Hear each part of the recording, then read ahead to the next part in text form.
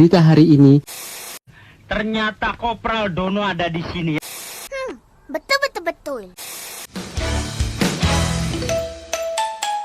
Good afternoon viewers, welcome to Morphology Breaking News. I am Shabrina Salsabila with reporter ID number 1 reporting from the studio for our breaking news today regarding types of productivity. However, here I will be assisted by few of my colleagues. Hani Faizzah with reporter ID number 4 will be reporting from New York City.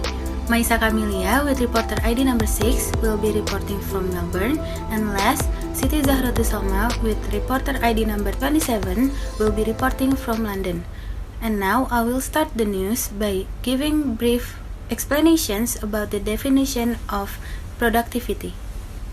This concept of morphology was actually given by Lawrence Bauer, a British linguist who is known for his expertise on morphology and word formation. He states that a word formation process is productive if it can be used synchronically in the production of new forms. And according to Spencer 1991, who regards a rule as productive if it is regularly and actively used in the creation of totally new words. Productivity refers to how often a particular morpheme is used in a language. A particular morpheme is called productive if it is actively used in not only existing words but also in word formation. Productivity as a morphological phenomenon is the possibility that language users have to form an in principle uncountable number of new words unintentionally by means of a morphological process, which is the basis of the form-meaning correspondence of some words they know. Productivity means to produce something new. In linguistics, it means formation of new words or essential to the study of word formation. It means that you are producing something new. Flag 1999 argued that productivity is the property of an affix to be used to coin new complex words. Formation of words means you are adding something to the official words to create a new form of words. There are many different ways a word can be formed. Words formed by productive processes are often the new complex words that are coined by affixes. A large amount of new words are produced due to the attachment of bound morphemes, affixes, prefixes, suffixes, and most of the words are created by adding or deleting bound morphemes with the base words. According to Bauer, an affix is productive if it can be used to create new words, as a productive affix should be able to form a new word in today's language. The two commonly used affixes are prefixes and suffixes. Prefixes is a bound morpheme that is attached at the beginning of the words, while suffixes is a bound morpheme that is attached at the end of the words. The more words an affix attached to, the more productive that affix is. So the further information will be delivered by my colleague Salma. Salma, are you there? Thank you, Asha. Okay, viewers, here I will report the news directly from my current location, London. Kinds of productivity. Productivity in shape, formal generality and regularity. The suffix "ness" is formally general in the sense that when attached to most adjectives, it yields an abstract noun which is either in common use. The suffix "ness" is also formally regular in the sense that one can specify what sort of structure an adjective must have in order to be a possible base for it, namely any structure whatever. That is, whatever adjectiveness is attached to, the result sounds like a possible noun, even though it may not be one that is conventionally used. For example, pureness, holiness, and sensitiveness. But this does not mean that these suffixes are equally irregular. In fact, ed is formally quite regular in the sense that possible bases for it are easy to specify adjectives in. We can say in screaming. With most adjectives, the result of attaching either of these is something that is not only not an actual noun but also not a possible noun. For example, Great and rigidity sounds not merely international but positively on English. By contrast with loudness, there are no words that we would understand without effort in the unlikely even of our hearing them used. The behavior of ness and it shows that regularity does not imply generality.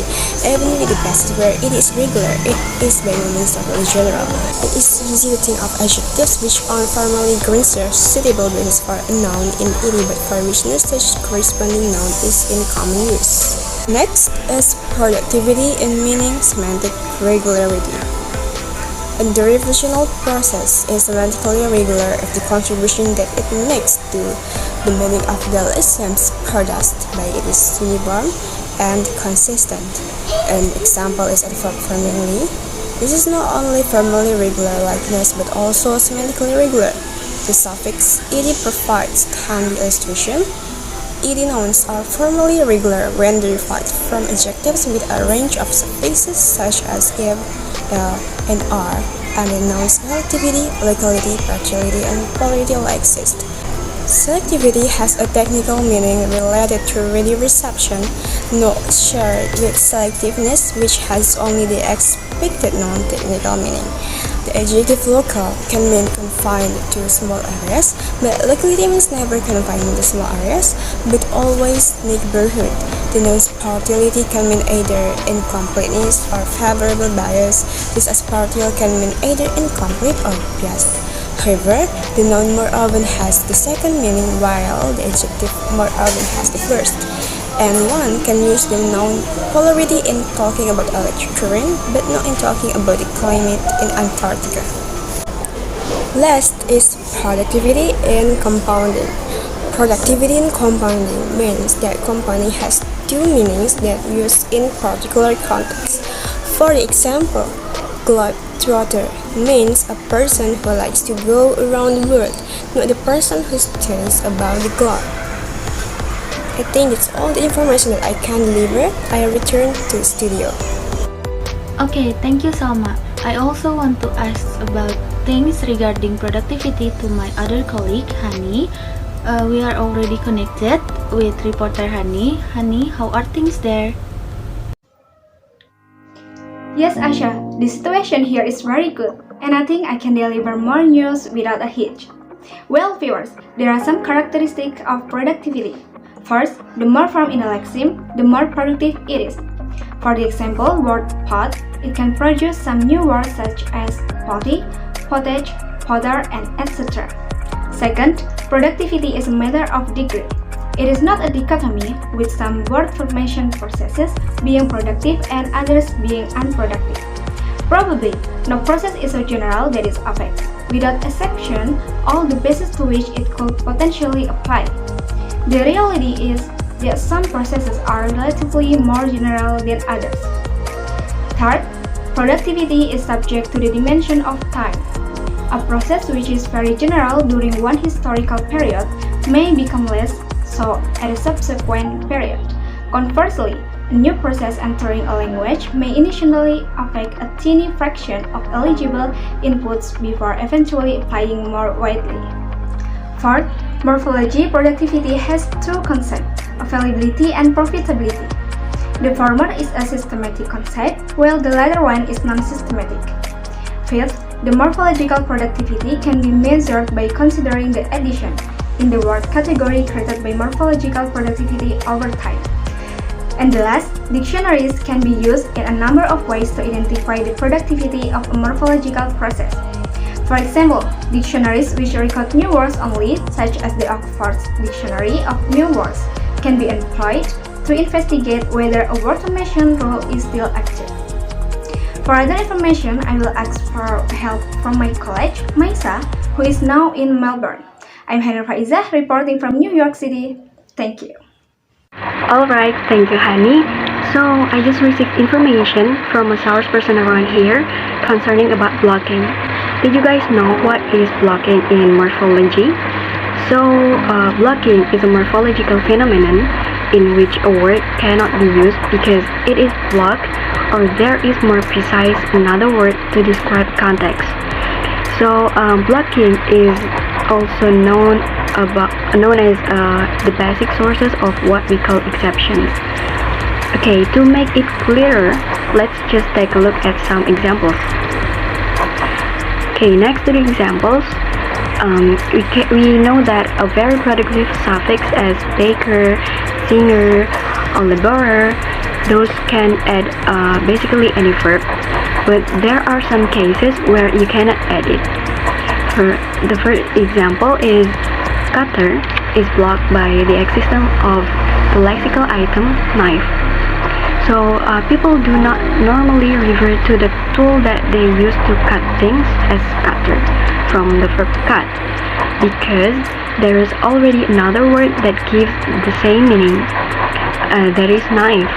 So we call a tool to cut something with the word knife, not with the word cutter.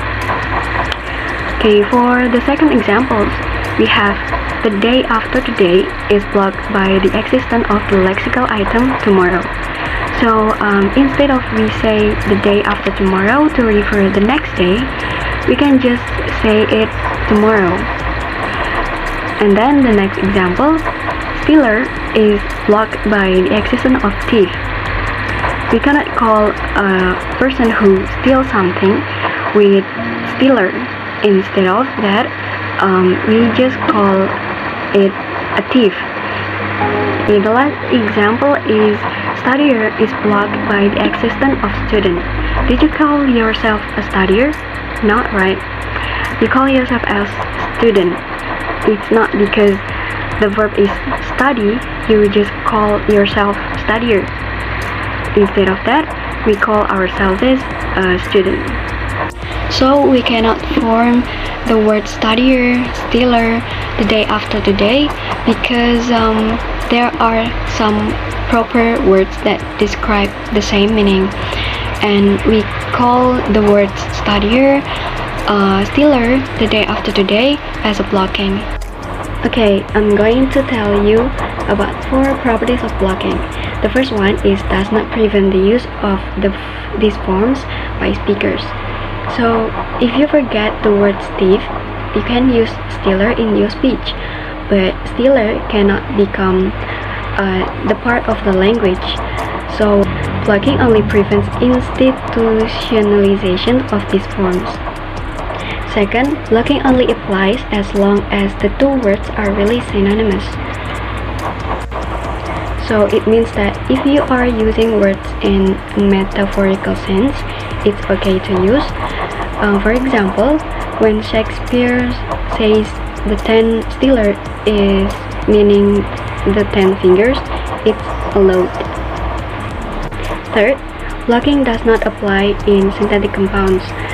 So for the example, in the word ship stealer, it's okay to use stealer even if stealer itself is blocking.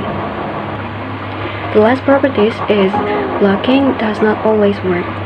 It most often fails with the most productive morphological processes.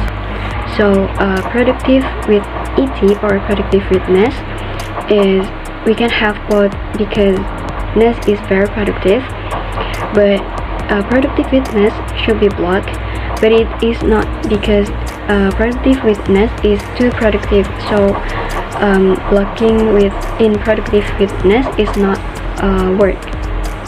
So I think that's all the information that I can report. The rest I will return it to the studio. I'm Maysa Kamilia reporting from Melbourne. Thank you. Okay, thanks to all the reporters on the ground.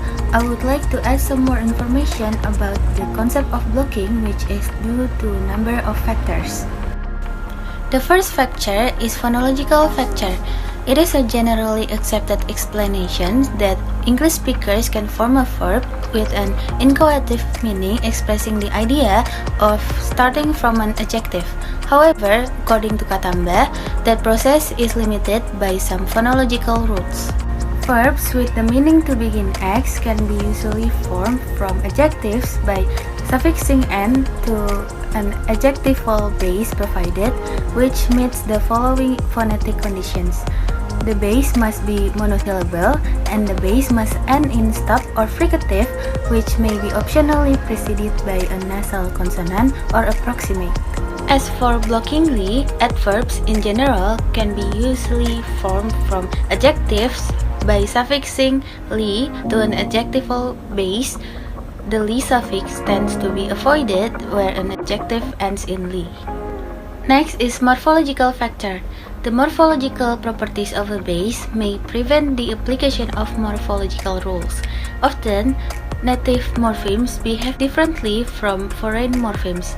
Some affixes may only be added either to native bases or bases of foreign origin.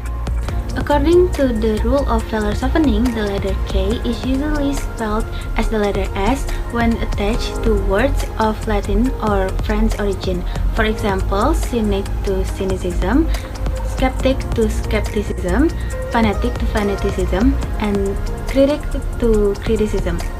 Here are things that you should take note of. The distinction between native and borrowed morphemes is very important. However, we should be careful not to press this too far. And there are roots from French, yet they can take the suffix hood. With the passage of time, foreign morphemes can be fully assimilated and nativized, so they can behave the same way as indigenous morphemes. For example, like parenthood, statehood, nationhood, and etc. Asha, do you hear my voice? I just got new information from this location. Oh, okay, Hani. Please go on and deliver the information. Okay, thank you, Asha. Well, viewers, I have more information regarding to the factors of blocking. Next, there are semantic factors. Semantic consideration may be involved in the application of word formation processes.